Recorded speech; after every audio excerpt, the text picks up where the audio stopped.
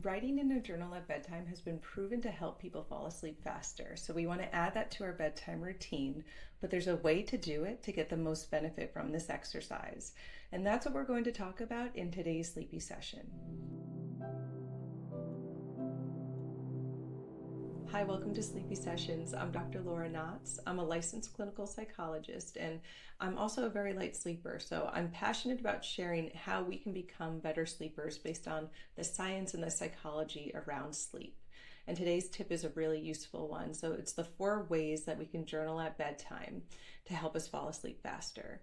And you want to pick which journaling best matches what your thinking style is at the time. So what's happening in your mind, what the racing thoughts are about. Based on that, you want to match it to the type of journaling that we're going to talk about.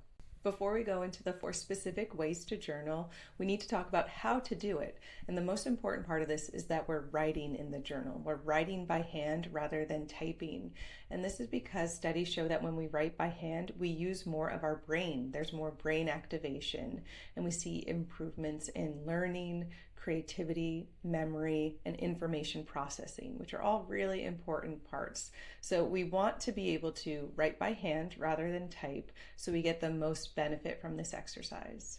The first way to journal is to write a to-do list for the next day. This helps us when our mind is really racing about what needs to get done. The to-do list is swirling around in our mind, and what's happening in that moment is our brain is really trying to help us. It's saying, don't forget, this is important, but that just keeps us activated and awake. So when we write a to-do list, it offloads that list from our mind onto paper, and our mind can take a break and not have to remind ourselves so often of what needs to get done. And a study found that people who wrote a to-do list for the next day fell asleep significantly faster than people who just wrote about what happened that day. So it's been found to help people fall asleep faster. Another equally simple way of journaling at bedtime is to write a gratitude list. Sometimes our minds can focus on what's negative in our lives, what we don't have, what's unresolved. So we want to take a moment to shift our focus into what we do have, what we're grateful for, what we appreciate in our lives. And that has a positive effect on our mood. It shifts our focus from the negative to the more positive things in our lives, and it helps us fall asleep faster. So those are the 2 simple ways to journal at bedtime that are effective.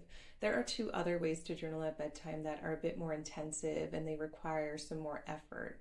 And it's important because we're talking about how to manage the thoughts and feelings around loss. This is for people who have lost a loved one, or even people who are dealing with the loss of a relationship, like a breakup or a divorce.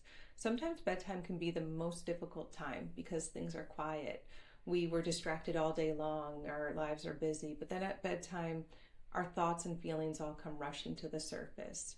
If you're dealing with the loss of a loved one, the best thing you could do at bedtime is to write directly to them, as if you're having a conversation with them, and have it be casual and honest and raw, and just whatever you're thinking and feeling, put it down on paper. And what that does is it helps us with the emotional processing around grief. And it's not that it's going to take our grief away. Grief is something that we carry, it's something that we live with, but it will help us with the processing around the complicated and more difficult feelings and thoughts around grief. It also helps us with keeping this connection to the person that we love and we miss. And we want to honor that connection is still there. So taking the time to write to them, it's helpful for so many reasons. It will help us fall asleep faster because all these complicated emotions and thoughts and feelings are now down on paper and we can make sense of them a bit more. If you're going through the loss of a relationship, you're going to do something similar in that you're going to write in a very raw and honest way about what you're feeling in that moment. Because when you're going through a breakup, the emotions and thoughts are going to vary based on the moment. Some moments it's going to be very painful and sad. Other moments you may feel some relief and maybe feel some freedom in not being with that person anymore. But there's no doubt that it's going to vary and go up and down. And we want to track that because it helps with our emotional processing around the loss. We make some meaning out of it, but it also helps us in understanding what we want in our lives and what we want in a relationship. So we know what to look for and how to move forward.